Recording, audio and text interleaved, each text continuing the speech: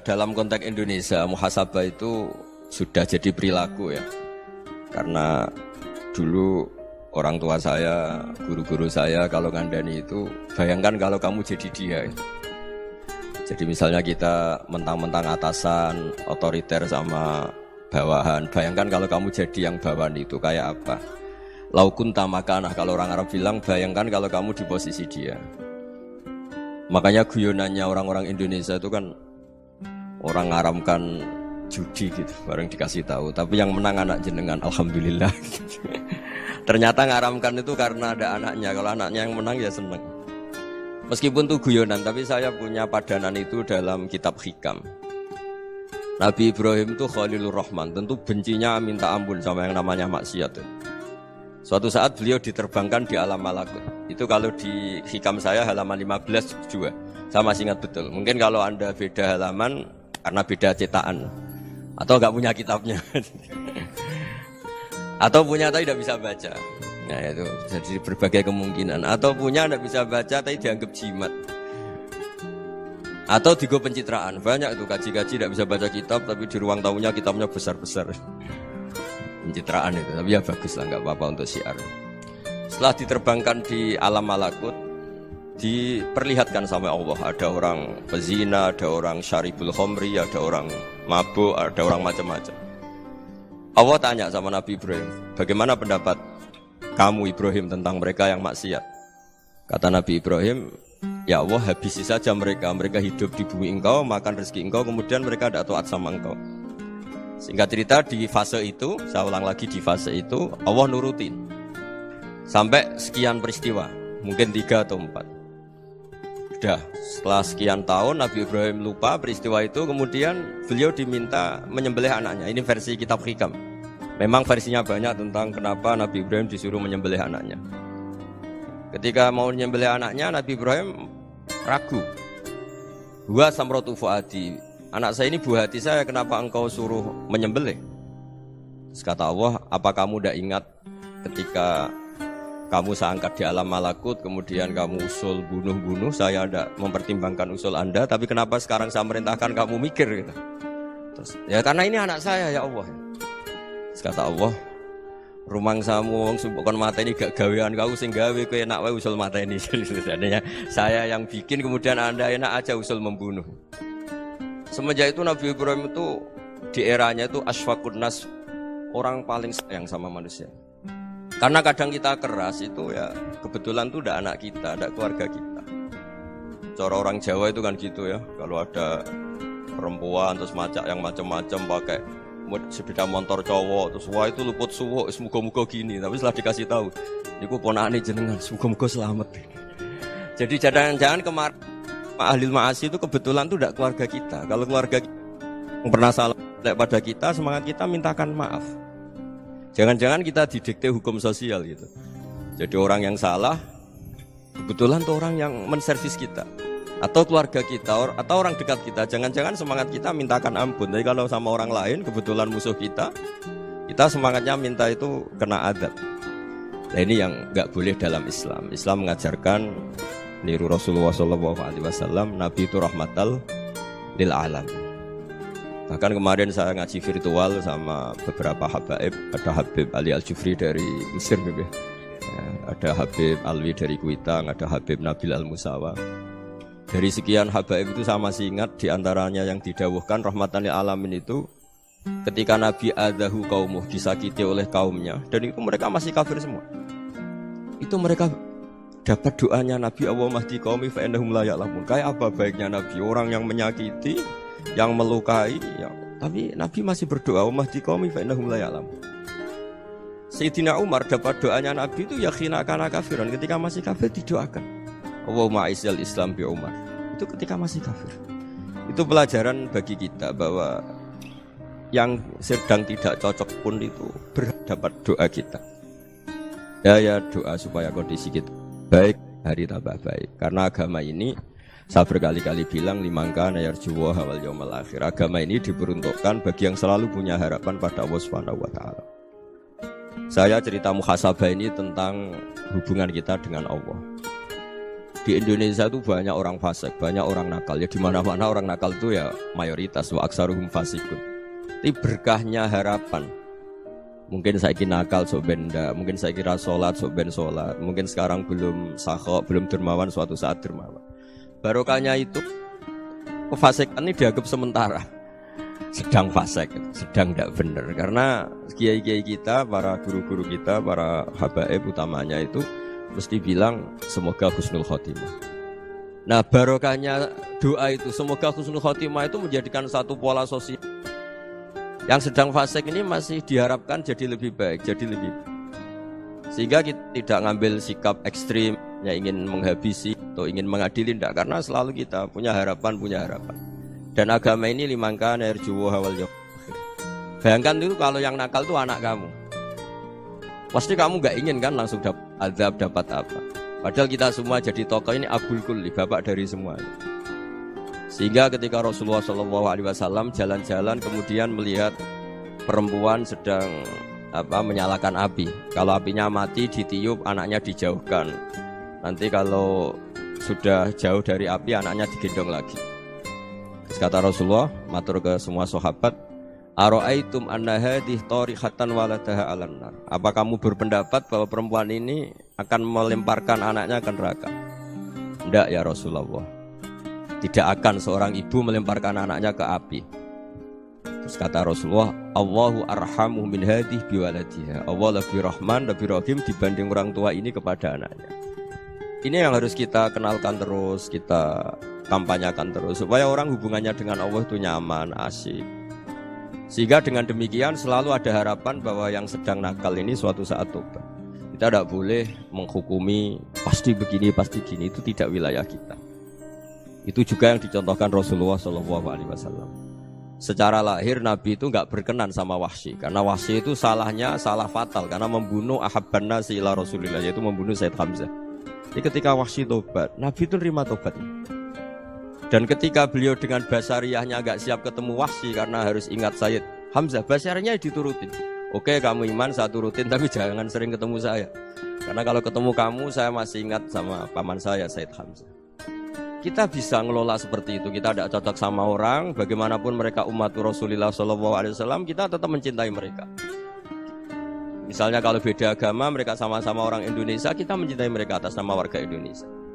Tapi kalau misalnya potongannya ora cocok, beda kultur, bawaannya itu mangkel no coro Jawa, ya bisa diilmoni, jangan ketemu. Sudah tidak cocok, ingin ketemu nyari solusi. Roh ini tok seneng itu kan ya repot itu. Ya sudah kalau nggak mati cocok ya jangan sering ketemu. Dan itu kita bisa memanage seperti itu tuh bisa. Saya berkali-kali cerita tentang Imam Syafi'i. Kalau dikasih tahu ya Imam Abu Abdillah, panggilannya Imam Syafi'i, tetangga anda ini ternyata banyak yang nggak senang anda. Jawabnya beliau senang. Ya bagus kalau nggak senang saya, ndak utang saya kata. Jadi gara-gara sampean seneng aku ngatur aku ini kan. Dan mungkin sampean rasa seneng kan ya enak. Jadi hidup itu dianggap happy. Kalau seneng ya teman silaturahim, kalau nggak seneng ya nggak bakal utang gitu. Baru kayak seneng itu nggak ganggu. Jadi dulu itu orang bisa ngelola seneng nggak seneng itu bisa. Karena ada kearifan hubungan dengan Allah Subhanahu wa Ta'ala. Hidupnya selesai karena masyghul bi dzikrillah. Mereka sibuk dengan Allah. Makanya kata ulama-ulama tasawuf, kamu jangan melihat manusia perilakunya, tapi kamu juga harus ingat yang gerakkan semua itu Allah Subhanahu wa Ta'ala. Dengan demikian kita faroh, kita senang. Makanya Nabi kalau ngutus Anas bin Malik kemudian nggak kesampaian yang diinginkan karena Anas main, ketika garwa-garwani Nabi agak tersinggung, Nabi andaikan Allah menghendaki yang saya inginkan kesampaian, pasti itu kesampaian. Jadi dianggap kegagalan Anas gak manggil yang dituju Nabi itu ya kersane Allah, ya enteng saja. Sayyidina Ali lebih parah lagi yang dialamin. Itu dalam beliau kalau dipanggil tuh gak cepet-cepet ke sana. Ketika ditanya, kenapa kamu tak panggil gak cepet ke saya? Amin tu ukubatak. Karena aku tahu engkau orang baik. Orang baik itu pemaaf. Jadi makanya orang-orang soleh dulu itu bodoni itu. Makanya sekarang kalau ada orang bodoni itu mesti bidik orang soleh. Kalau orang-orang soleh itu kakean husnudzon lagi sering dibodonin. Abdullah bin Umar itu masyhur itu. Kalau ada budaknya sering sholat, sergap sholat itu dimerdekakan. Akhirnya nggak sholat pun pura-pura sholat. Akhirnya juga dimerdekakan. Ketika ditanya, kenapa engkau merdekakan? Padahal mereka sholatnya menipu engkau, kata pembisik-pembisik itu. Man khoda'ana lillah in khoda'na lah. Dia nipu atas nama Allah, berarti saat tertipu juga atas nama Allah, enggak masalah dong, semuanya demi Allah Subhanahu wa taala. Jadi ketika kita mensifati Allah taala itu ghafir. Allah pemaaf. Jangan kamu enggak fair untuk diri kamu nyifati Allah ghafir, pada orang lain Allah kamu sifati syadidul iqab. Jadi Allah kamu atur kayak MC tadi ngatur saya. Jadi Allah itu apa? Kalau pada saya ghafir, kalau pada musuh saya syadidul iqab. Itu tidak fair. Kalau Anda punya harapan kepada Allah karena Allah Rahman Rahim, Allah ghafir, sebenarnya Allah pada musuh kita ya bisa saja Allah ghafir, bisa saja Allah Rahman Rahim. Sehingga kita melihat orang lain yang kita tidak cocok itu ya enteng saja.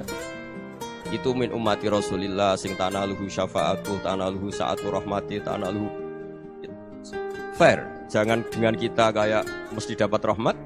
Jangan orang lain kayak Allah pasti syadidul iqab. Itu tidak boleh. Sehingga ketika ada orang Badui, singkat cerita orang Badui ini kencing di masjid. Semua sahabat membentak dia. Yang enggak bentak hanya Nabi tok. Saking mangkelnya orang ini karena semua sahabat bentak kecuali Nabi. Setelah dibenari Nabi, terus Nabi nyuruh sabbu ali dhanuban min ma'in.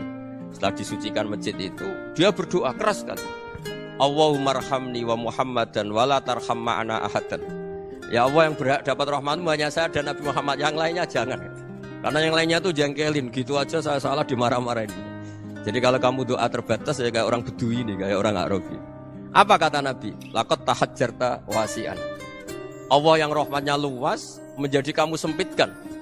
Karena kamu mau atur Allah hanya rahman pada Indonesian Power, pada NU, pada kita, yang orang lain gak perlu dapat. Itu kan kasihan Islam, karena Islam terus gak dimiliki semua orang.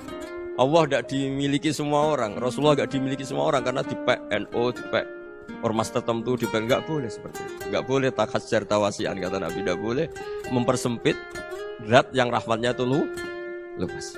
Ini semoga etika ini kita pakai di Indonesia. Yang sedang fase kita harapkan lebih baik. Yang sedang nggak dapat hidayah kita doakan dapat apa? Hidayah. Masyhur kan, makanya tadi saya mohon sama Habib Ali supaya Habib Ahmad supaya tetap mahalul qiyam, tabaruk sama Habib Ali. Di antara doa-doa di Simtud Duror masyhur itu antuqabilal mudhniba minnah bil ghufran wal musi'ah bil ihsan. Jadi harapannya para habaib, para orang-orang baik dulu ya, semoga yang dosa itu dimaafkan, yang sedang salah dibuka, bikin lebih baik. Nabi itu tugasnya juga gitu. Wastaghfir li dzambika walil mu'minina wal mu'minat. Nabi itu tugasnya juga memintakan ampun yang sedang salah.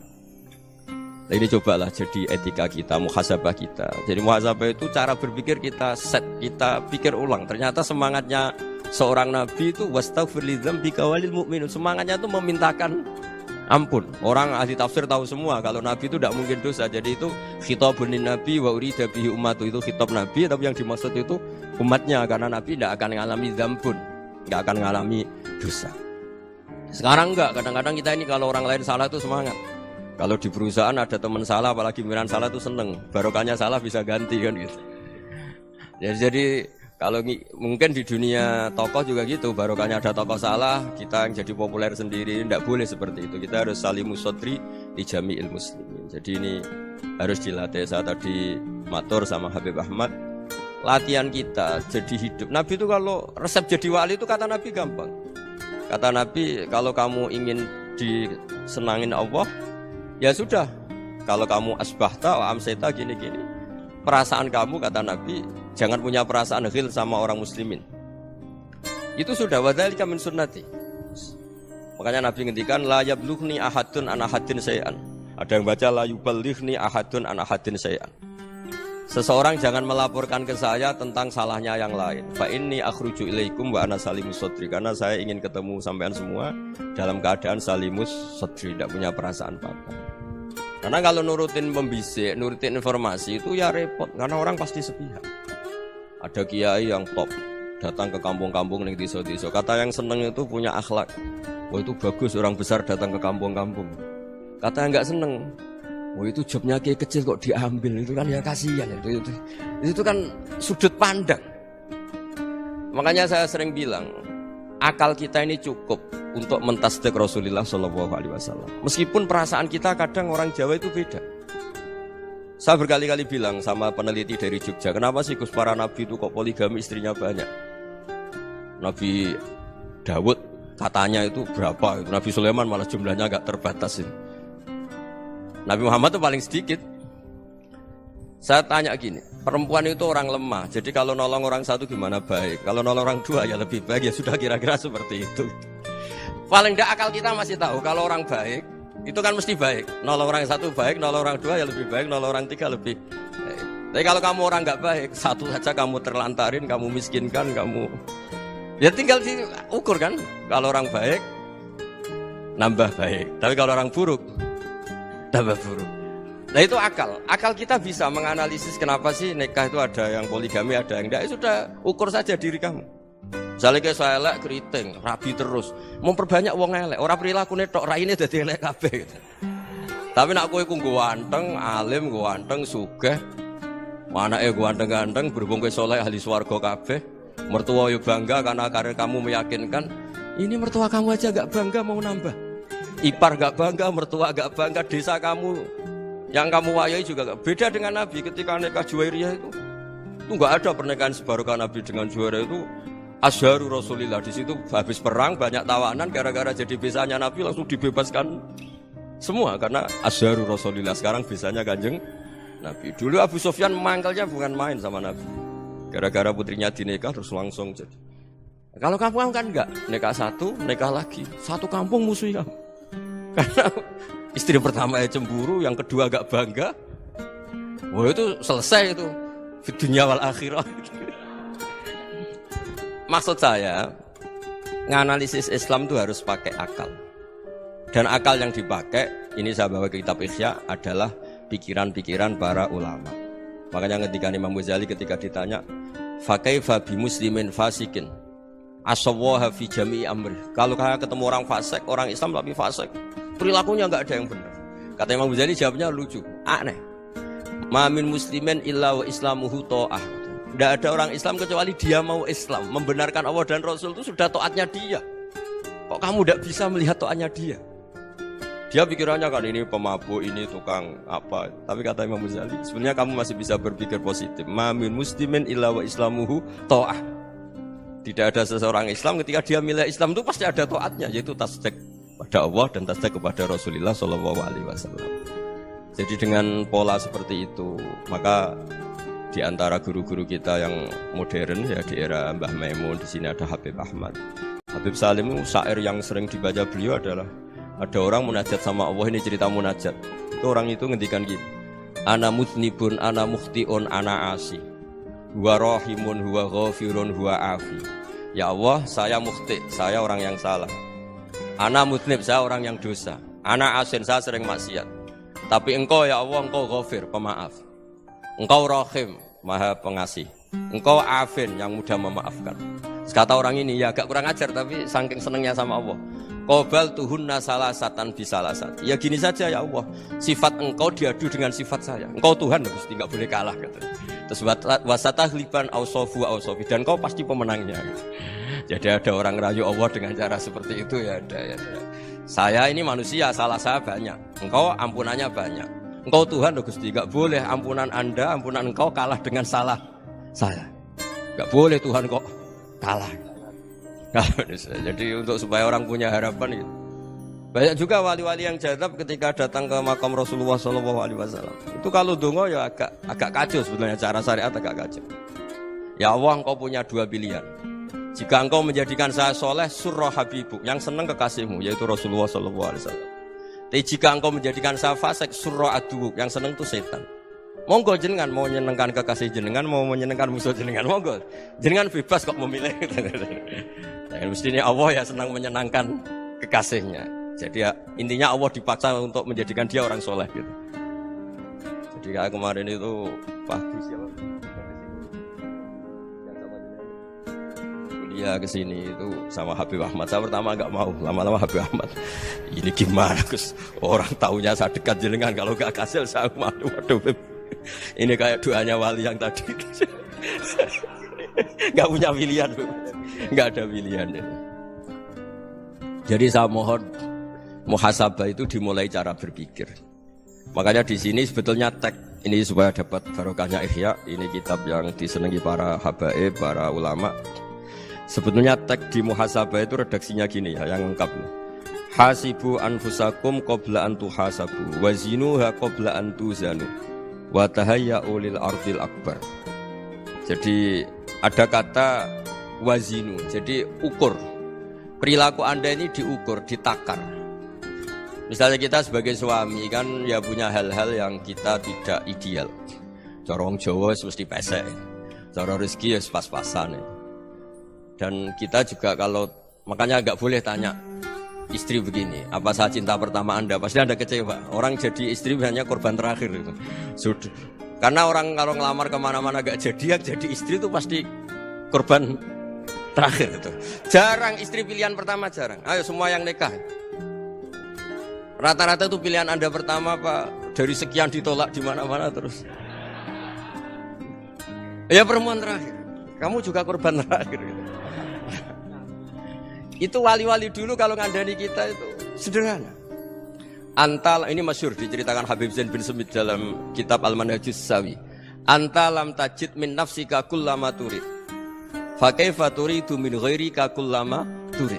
Kamu yang ingin ideal saja, kamu tidak menemukan pada diri kamu untuk menjadi ideal. Kamu kan ingin ganteng, ingin punya uang banyak, ingin perilaku Anda sempurna. Anda saja yang punya keinginan tidak bisa mewujudkan keinginan Anda sendiri. Fakaifa turidu min ghairika ma turid. Jadi anta lam tajid min nafsika kullama turid. Fakaifa turidu min ghairika kullama turid. Kamu yang punya keinginan saja. Misalnya saya ingin punya uang banyak, perilaku saya selalu benar, gak pernah salah. Loh, saya yang ingin saja dengan diri saya gak bisa untuk benar terus. Kok kamu berharap orang lain selalu benar? Jadi anta lam tajid ya sama. Kalau kamu menuntut istri kamu itu ramah, neriman, apa kamu neriman sama wajah istri Anda gitu? Engkau ya pola neng dinti jajaki sana jajaki sini kamu sendiri tidak pernah apa. Jadi itu nasihat yang luar biasa. Anta lam tajid min nafsika kullama turid, fa kaifa turidu min ghairika kullama turid. Kamu mau menghormati semua orang? Enggak mau kan? Kemudian Anda berharap semua orang menghormati. Kamu tidak ingin kan orang lain semua menghujat kamu. Sementara kamu enak aja menghujat orang. Makanya Rasulullah SAW luar biasa ketika bikin kaidah sosial. Apa la yu'minu ahadukum hatta yuhibba li akhihi ma yuhibbu li nafsihi. Jadi kalau ukuran iman itu sederhana. Kalau sesuatu itu baik, nyaman bagi Anda ya. Bayangkan itu pada teman Anda. Misalnya Anda bangun tidur sudah acak-acakan, enggak punya uang, utang jatuh tempo, kan enggak ingin ketemu orang. Ya kamu jangan bertamu ke jenis ini karena dengan kamu yang alami juga enggak siap ketemu orang. Makanya ada Habib Alim itu dilapuri sama seseorang. Beb, dulu teman saya itu ketika saya kaya itu sering main ke saya. Setelah saya miskin, mereka tidak main ke saya. Kata Habib itu, bagus, sunahul begitu itu bagus. Coba kalau kamu dulu kaya, teman kamu main kan kamu gaya. Di rumah ada makanan, bisa hormat tamu. Setelah kamu miskin jadi buruh manol di pasar atau buruh bikin boto, teman kamu datang, malu enggak kamu? Mendingan enggak datang gitu. Akhirnya baru, oh ya alhamdulillah kalau gitu. Loh ya kan dulu teman kita datang, kita ada Alphard, istri cantik, rumah bagus. Lah kita miskin, buruhnya orang pas dibentak-bentak, teman kamu udah datang. Milih datang kamu enggak kalau setelah kamu jatuh? Enggak kan? Jadi barokahnya ilmu itu terus. Ya, tapi kadang-kadang orang tuh, wah setelah saya miskin teman-teman enggak kasih ke sini. Ya kalau kamu sudah jatuh, teman-teman kamu situ jadi tontonan. Ya mulai sekarang cara berpikir itu dirubah. Dulu yang namanya kiai itu kalau diundang orang itu ya agak-agak senang. Semenjak saya itu agak rubah. Mengundang kiai, ngatur kiai itu tak haram-haramkan ya ada lumayan lah sekarang itu sudah mulai agak beretika. Dulu itu ngundang tuh tanggalnya ditentukan, jamnya ditentukan. Enggak mikir apa kiai saat itu nganggur, enggak. Punya wadifah, enggak. Dia milih tanggal yang dia nganggur, enggak mikir masa itu kiainya nganggur apa, enggak. Ya saya hanya cerita aja, kamu tersinggung ya monggo, boten nggih monggo itu kan. Jadi saya mohonlah supaya tadi saya juga matur ke Habib Ahmad. Jadi untuk orang merasa ikut sunnah Rasul itu gampang sekali kata Sayyid Muhammad. Dulu Nabi berpakaian ala daerahnya. Kalau mikot ya pakai mikotu baladi. Karena Nabi orang Madinah dan beliau berdomisili di Madinah ya misalnya mikotnya dari Bir Ali misalnya. Tapi kalau Anda orang kawasan Tanim mau umroh ya dari Tanim. Misalnya kawasan Jirona ya dari Jirona. Artinya apa? Kamu ngambil mikot karena Nabi mikot misalnya dari Bir Ali, bukan berarti kamu harus seperti Nabi di Bir Ali. Kamu orang Mekah, misalnya kamu orang Tanim, orang dia harus dari mikot itu apa? Baladi. Sama, makanya di fikih-fikih itu kalau tahnik anak, Nabi orang Arab, halawiyatnya kurma ya kurma. Kalau orang Jawa sedegan, semua podo-podo. Ya, podo-podo manis. Jadi ini tabaruk sama Sayyid Muhammad, ini ada murid beliau Habib Ahmad, saya baca supaya orang itu merasa ikut Nabi itu gampang sekali. Ini saya baca ya di halaman tadi disaksikan Habib Ahmad 433 di kitab apa ini? Manhajus Salaf fi Fahmin Nusus. Itu kata Sayyid Muhammad, wa kanat sunnatu Rasulillah annahu yat'amu ma yajiduhu fi ardi wa yalbasu ma yajidu wa yarkabu ma yajidu mimma abahu Allah ta'ala. Faman istamala ma yajidu fi ardi fa huwa al-muttabi' lis-sunnah. Kama annahu hajjal baita min madinati. Faman hajjal baita min madinati nafsi fa huwa al-muttabi' lis-sunnah. Wa illam takun hadhil madinatu tilka. Jadi intinya misalnya Nabi dulu itu ngasih sedekah kepada fakir miskin ya pakai dinar, dirham. Ya kalau orang misalnya sedekah pakai rupiah ya sudah ikut sunnah Nabi. Jangan, lu Nabi pakai dinar loh, kamu kok pakai rupiah. Dulu dinarnya Nabi udah ada tulisannya Bank Indonesia, kamu kok ada tulisannya Bank. Ya tidak ada seperti itu. Ya jadi misalnya Nabi sedekah pakai tamar atau pakai al-aqid, ya kita pakai beras, pakai apa. Supaya orang tuh bahwa Rasulullah itu milik kafatal linnas, milik semuanya. Sehingga merasa ikut sunnah Nabi itu ya semuanya. Makanya dulu Mbah Mun kalau motivasi saya supaya bombong, kalau orang Jawa bilang bombong. Wong Jawa mesti ono wong alim. Beliau menyontohkan Mas itu Mbah Fadol, Senori, Mbah Ihsan Jambes. Itu bisa ngarang-ngarang kitab luar biasa padahal beliau bukan orang Arab. Imam Sibawa itu orang Persia, Imam Ghazali orang Tus itu juga ikut Persia.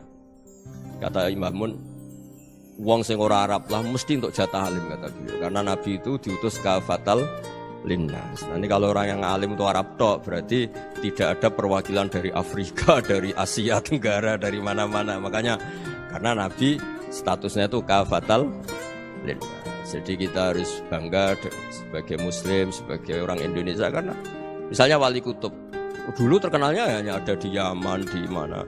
Ternyata pernah ada juga di Indonesia dan seperti Habib Abu Bakar Segaf Gresik. Jadi ya artinya kan tetap orang Indonesia meskipun beliau zuriyah Rasul kan ya sudah orang apa? Orang Indonesia. Zuriyahnya Habib Ali Simtuduror sekarang di Solo. Jadi Indonesia juga dapat alawin banyak dari Sadatinal Alawin juga. Jadi saya mohon barokahnya ngaji seperti ini. Melihat orang lain tuh gampang, bayangkan tuh kalau anak kamu. Makanya Nabi nanti kalau nggak percaya lihat di Hikam nomor 15 di kitab saya. Di situ dijelaskan oleh Hikam, jangan-jangan semangat Anda pada orang yang maksiat, pada orang yang keliru supaya dihukum itu karena kebetulan itu udah anak Anda, itu udah keluarga Anda. Coba kalau itu keluarga. Makanya kalau saya guyonan di Jogja itu ada pembantu mecahkan piring terus dimarahi majikannya. Saya mesti guyon gitu. Pasti itu pembantunya tidak cantik. Kok bisa Gus? Andai kan cantik dan kamu senang mecahno piring satu, piring 1000 ora iso ngamuk. Ternyata ngamuknya itu karena mecahkan piring apa karena plus tidak cantik. Coba jawab para lelaki ini. Kamu marah sama orang maksiat itu karena maksiat karena plus itu udah anak Anda. Bayangkan kalau itu anak Anda. Itu hebatnya Rasulullah SAW. Karena kita yang salah pun kadung umatnya, Nabi tetap ngasih fasilitas syafaati li ahlil kabair min ummati. Kayak apa baiknya Nabi? Udah ikut maksiat tapi ikut fasilitasi ngasih syafaat. Loh kalau li ahlil ibadah kan wajar. Nabi ketika ini syafaati li ahlil kabair min ummati. Ya karena tadi logika yang dibangun Rasulullah itu logika yang luar biasa. Kita semangat orang lain kena hukuman itu karena kita tidak punya ra'fah, tidak punya rahmah.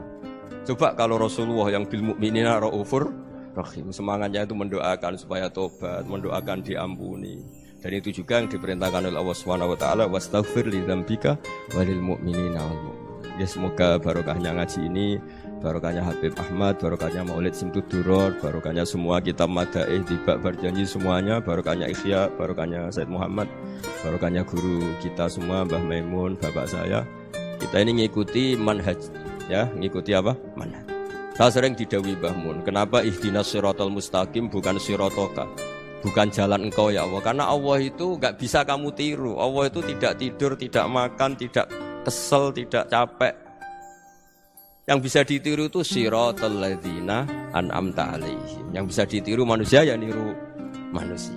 Karena Allah itu tidak bisa ditiru. Makanya ihdinas siratal mustaqim siratal ladzina. Ya niru siapa? Niru guru-guru kita. Termasuk niru cara pandang. Jadi misalnya ada orang awam di rumah itu hanya delok reng, delok tikus liwat, itu kan kayak nganggur. Ora tahajud malah mendelok reng. Melihatnya jangan gitu. Gua tarokal ma'asiyah. Dia di rumahnya ndak dugem, ndak kemana-mana. Dia berarti malam itu tarkul ma'asi. Tidak nyopet, tidak garong, tidak ke tempat maksiat. Susahnya apa sih husnudzon? Jadi jangan lihat gua tarkut tahajud, gua tarokat tahajud, wa taroka qiyamul lail. Oke ya, namanya orang begitu ya tidak tahajud, tidak qiyamul lail. Tapi susahnya apa sih kamu bilang gua tarokal ma'asiyah? Dia juga meninggalkan maksiat, dan tarkul maksiat itu ibadah. Supaya orang tuh gampang lah husnudzon sama orang muslim. Ini orang mukmin, orang yang luar biasa. Di mata Allah itu orang yang luar biasa. Kayak tadi Imam Ghazali, kalau saya ketemu orang muslim kemudian dia tidak pernah baik, gimana? Kata Imam Ghazali, ma min muslimin illa wa islamuhu ta'ah. Tidak ada orang Islam ketika dia mentasdihkan Allah dan Rasulullah, berarti dia juga punya taat. Ya ini latihan saja, sing iso nglakoni Habib Ahmad kula namung cerita mawon. Kula cerita secara akademik, saya punya kitab, saya baca, dan alhamdulillah kita paham barokahnya para guru, dan supaya terbiasalah. Sebaik-baiknya ibadah husnudzon billah wa husnudzon bil mu'min. Soal tidak cocok ya diilmoni tadi ya, namanya enggak cocok ya jangan sering ketemu. Seperti Rasulullah SAW, beliau karena sangat mencintai Sayyid Hamzah, ketemu orang yang pernah begitu sama Sayyid Hamzah ya beliau secara basyariah tidak siap. Tapi beliau secara cara bahasa sekarang, secara profesional, kalau beliau seorang nabi dan harus menerima tobatnya siapapun ya diterima. Saya meskipun dengan A, B gak cocok karena dia begini-begini sama saya, tapi saya ingat dia sholat, dia baca sholawat, dia mencintai Rasulullah. Ya kita hormat. Ya, soal gak cocok ya di manage tadi ya. Zuruhiban tasdid huban. Kalau gak pati cocok ya jangan sering ketemu, bawaannya enak nanti. Ya semuanya itu diilmoni lah.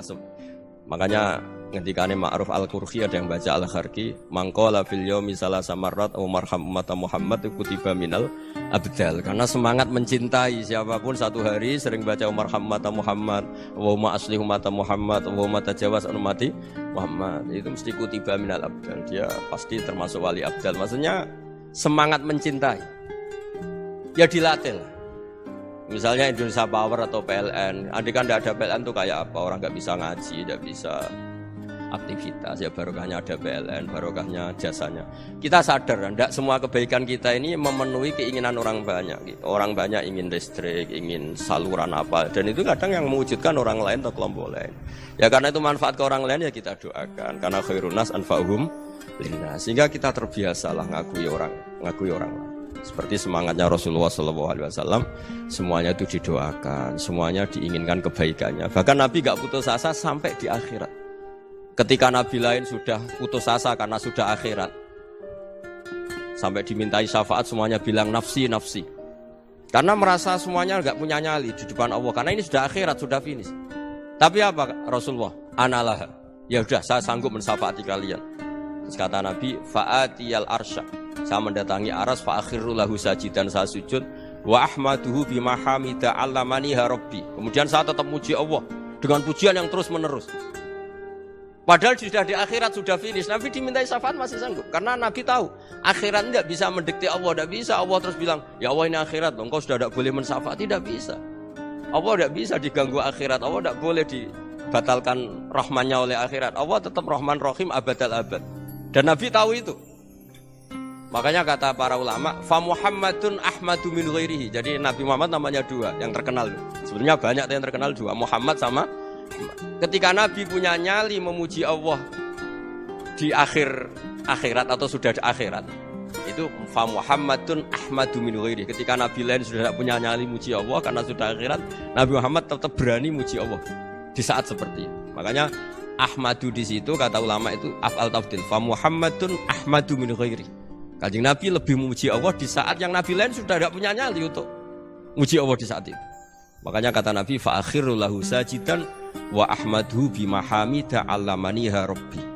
Akhirnya setelah lama gitu terus Allah ngendikan ya Muhammad irfa' ra'sak wasal tu'tah wasfa' tusyaffa. Sudah Muhammad, angkat kepala kamu minta apa saya turutin, dan kalau kamu ingin mensyafaati umatmu saya beri hak apa? Syafaat.